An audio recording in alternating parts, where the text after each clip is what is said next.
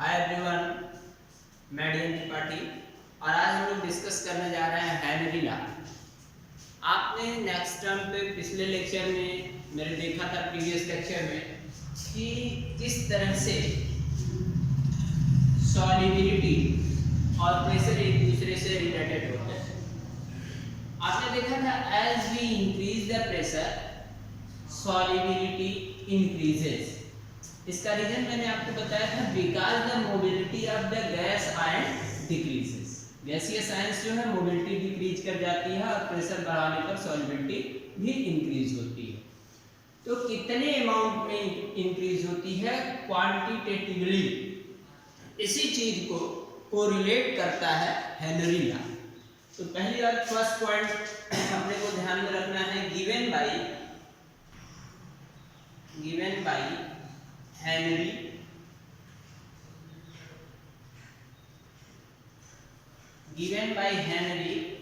in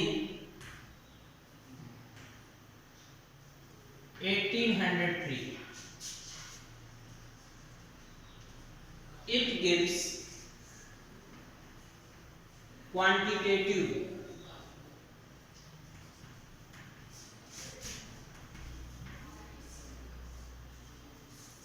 relationship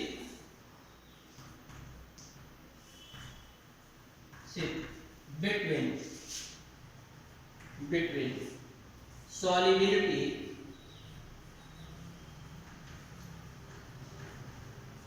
of gas in liquid।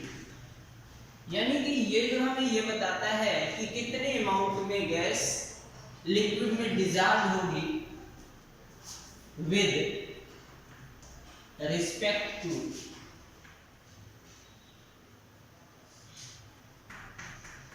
Pressure.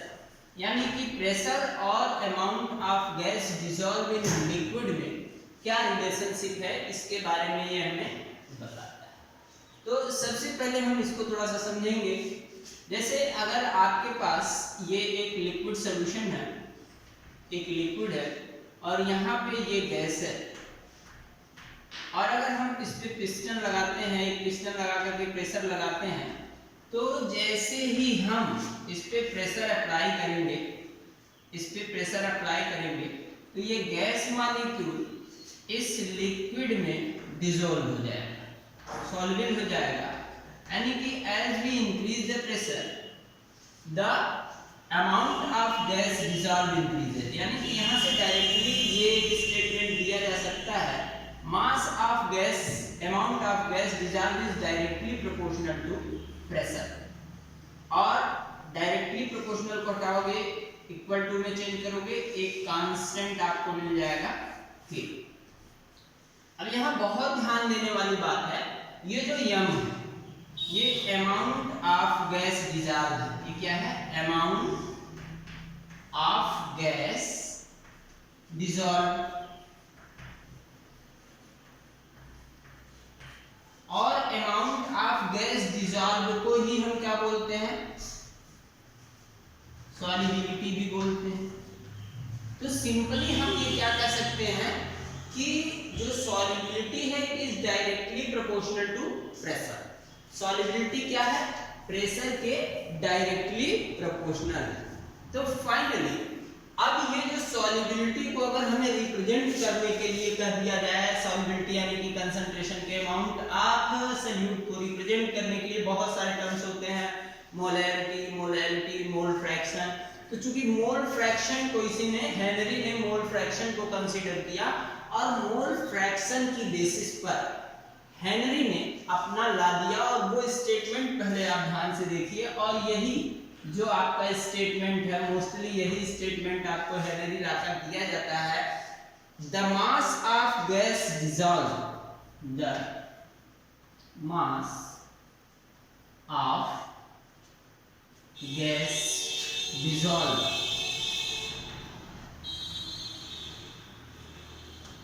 The mass of the gas dissolve. नहीं, ये तो भी आपको मैंने यहाँ डिस्कस कर दिया। इसका एग्जैक्ट जो स्टेटमेंट है जो अपने को बोर्ड एग्जाम में या कहीं लिखना होता है उसको देखते हैं। ये स्टेटमेंट कामा इन्वर्टेड कामा में लिखिए, the partial pressure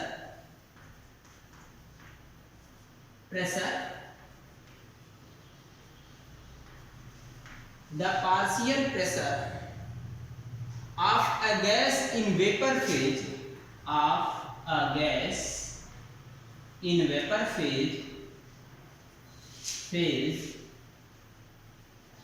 is the partial pressure of a gas in vapor phase is directly proportional to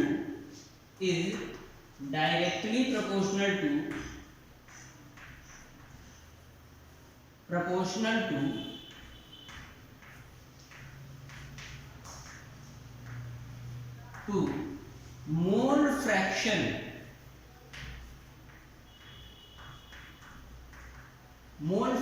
को ही क्यों लिया गया? क्योंकि मोल फ्रैक्शन टेम्परेचर डिपेंडेंट नहीं है। Mole fraction of the gas dissolve in liquid, ये स्टेटमेंट हो गया हेनरी लॉ का। यानी कि द partial pressure of a gas in vapour phase is directly proportional to the mole fraction of the gas, यानी कि PA is directly proportional to mole fraction of A। और यहाँ पर इस प्रोपोर्शनलिटी को हम लोग चेंज करते हैं, तो एक कांस्टेंट रखेंगे KH और मोल फ्रैक्शन A। यहाँ हुआ KH इज, ये KH जो है हेनरीज कांस्टेंट। यहाँ KH क्या चीज है? हेनरीज कांस्टेंट है। और अब हमें थोड़ा सा और इसके बारे में देखना है। कभी कभी कॉम्पिटिटिव एग्जाम में KH के बारे में भी आपको पूछ लेता है, KH से रिलेटेड चीजें भी पूछता है, तो ये चीजें थोड़ा सा ध्यान से आपको समझ लेनी है। तो ये चीज एकदम समझ में आनी चाहिए। ये जो मोल फ्रैक्शन है, ये मोल फ्रैक्शन आपको ध्यान में रखना। मोल फ्रैक्शन को क्या दिया गया? क्योंकि टेम्परेचर को ये डिपेंड नहीं करती है। तो अब अभी ध्यान से देखो, जो ये KH है, KH यानी कि Henry constant depend upon nature of gas, ये नेचर ऑफ गैस पे डिपेंड करता है। दूसरी बहुत इंपॉर्टेंट पॉइंट ये आपका है, थोड़ा ध्यान देना। Partial pressure is equal to KH into x। अगर अपन क्या करते हैं, पार्शियल प्रेशर को कांस्टेंट ले लेते हैं, तो अगर KH की वैल्यू बढ़ाओगे तो मोल फ्रैक्शन की वैल्यू क्या हो जाएगी? घटेगी, यानी कि सॉल्युबिलिटी क्या हो जाएगी? घटेगी। यानी कि इफ KH की वैल्यू इंक्रीज करोगे देन सॉल्युबिलिटी डिक्रीजेस। और यानी कि एक रिलेशन आपने ये भी पढ़ा हुआ है कि if we increase the temperature then solubility decreases. Temperature बढ़ाने पर क्या होती है? सॉल्युबिलिटी डिक्रीज करती है। यानी कि अब अगर हम इन दोनों को एक साथ सम करके देखें, हम अगर टेम्परेचर बढ़ाते हैं तो KH की वैल्यू क्या हो जाएगी? इंक्रीज हो जाएगी। KH की वैल्यू इंक्रीज हो जाएगी और सॉल्युबिलिटी क्या हो जाएगी? डिक्रीज हो जाएगी। ये बहुत अच्छा रिलेशन है, ये आपको हमेशा याद होना चाहिए कि टेम्परेचर बढ़ाने पर हेनरी कांस्टेंट की वैल्यू क्या होती है? इंक्रीज होती है और सॉल्युबिलिटी जनरली क्या होती है? डिक्रीज होती है। ओके, अब क्या करते हैं, थोड़ा सा इनसे रिलेटेड एक छोटा सा ग्राफ भी देख लेते हैं कि ग्राफ क्या है, कैसे है इसका। तो y is equal to mx plus c। तो यहाँ तो c है नहीं अपने पास। y is equal to mx type का एक इक्वेशन है, तो यहाँ पर ध्यान दो, अगर हम इसको ग्राफ खींचेंगे तो y एक्सिस पर आपके पास PA है, x एक्सिस पर अपने पास क्या चीज है? मोल फ्रैक्शन है। तो मोल फ्रैक्शन और y इक्वल टू c तो है नहीं अपने पास इसमें, यानी कि जो आपका ये ग्राफ है वो ओरिजिन से होकर के जाएगा और ये पर्टिकुलर जो होगा ये KH, ये जो स्लोप है, स्लोप किसको रिप्रेजेंट करेगा? KH को रिप्रेजेंट करेगा। तो ये हेनरीज लॉ का आपका ग्राफ हो गया। अब हम थोड़ा सा हेनरी लॉ के लिमिटेशन के बारे में भी बात करेंगे। तो हेनरी लॉ का फर्स्ट लिमिटेशन आपको ध्यान होना चाहिए। लिमिटेशन की बात कर किया जाए, लिमिटेशन फर्स्ट वन ये है कि जो है इसके लिए जो ये प्रोसेस हो रहा है, डिसोल्यूशन ऑफ गैस का प्रोसेस हो रहा है, ये जो है लो प्रेशर पर होना चाहिए और हाई टेम्परेचर पर। प्रेशर कैसा होना चाहिए? लो प्रेशर होना चाहिए। और टेम्परेचर कैसा होना चाहिए? टेम्परेचर अपना हाई होना चाहिए। अच्छा, इस कंडीशन में, in this condition gas behave as बोलिए, behave as an ideal gas. तो इस कंडीशन में गैस आइडियल गैस की तरह से बिहेव करती है, इसलिए इस कंडीशन में ये हेनरी लॉ को जनरली फॉलो करता है।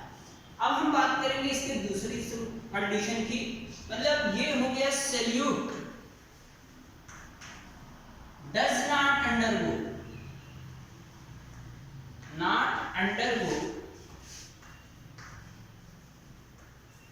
अंडरगो एसोसिएशन न लिख करके हम लिख सकते हैं न्यू कंपाउंड फॉर्मेशन।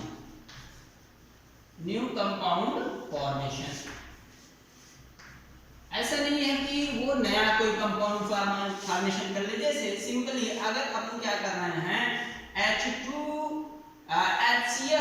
अगर HCl को NH3 के साथ मिला रहे हैं तो ये बना ले रहा है NH4Cl।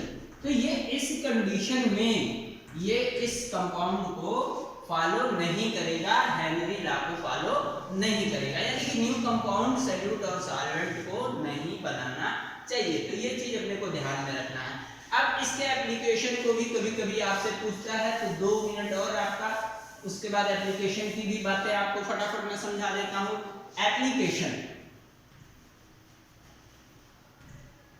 एप्लीकेशन में पहला तो in preparation of carbonated beverage,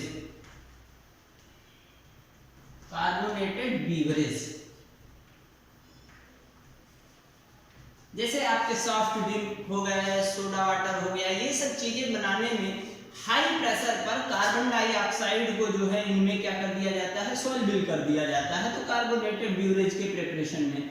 दूसरा अपने पास जो आता है वो है आपकी डीप सी डाइविंग, इन डीप सी डाइविंग।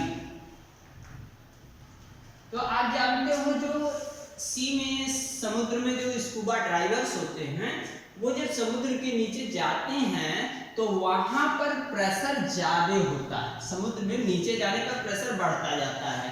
तो जो ऑक्सीजन O2 और N2 है, ये दोनों का डिसोल्यूशन, सॉल्युबिलिटी, इन दोनों की solubility in blood increases, solubility in blood increases, but O2 used in metabolism,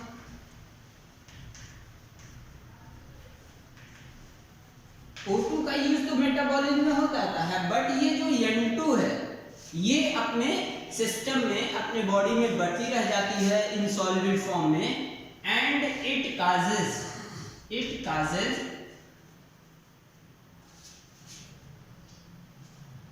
nerve problem. ये जो N2 एक्सेस में डिसॉल्व हो जाती है, वो अपने नर्वस सिस्टम को, यानी कि नर्व्स के प्रॉब्लम क्रिएट करती है नर्वस सिस्टम में। It causes in nervous system में ये प्रॉब्लम काज करती है। ये अपने को ध्यान में देखना। एक सिंपल सा और इसका एप्लीकेशन आपका है, वो है हाई एल्टीट्यूड पे, हाइट पे रहने वाले, माउंटेन्स पे रहने वाले जो तो क्लाइंबर्स होते हैं। मान लीजिए क्लाइंबर्स जो होते हैं वो जब ऊपर जाते हैं तो वहां पर प्रेशर की वैल्यू घटती रहती है, प्रेशर की वैल्यू घटती रहती है O2। तो ब्लड में O2 डिसोल्यूशन या solubility, hence solubility decreases, which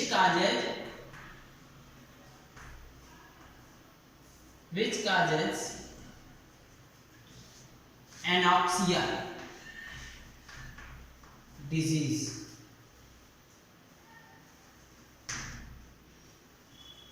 Which causes anoxia disease, ये बहुत इंपॉर्टेंट टर्म है, आपको हमेशा ये ध्यान में रखना है।